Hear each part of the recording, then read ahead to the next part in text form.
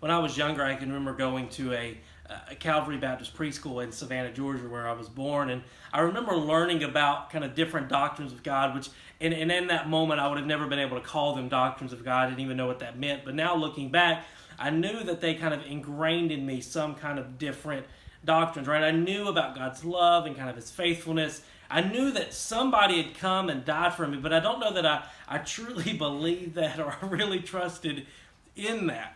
Flash forward a couple years, me and my family, we moved to South Georgia, further south, and I went to a church, a local church with a buddy of mine.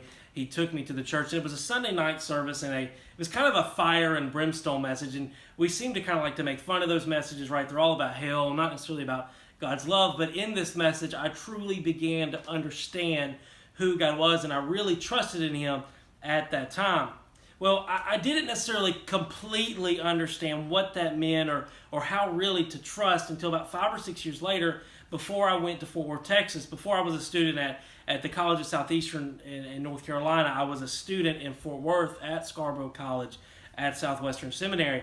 And probably the summer right before I left, it was during a camp, I really trusted and truly believed what it meant, how serious my sin was, and what it meant to trust and believe in the guy who came and died for a sinful person as myself. And so I think a lot of times we don't like to take our sin seriously. And even now, as I'm working at a local church back home in Blackshear and taking online classes through Southeastern, in that internship and in my walk with Christ now, I'm even more learning about how to take my sin seriously, whether past, present, or even future sin, but also knowing that God has forgiven me for that and that He doesn't look at me and see my sin. And so I would say that is my testimony.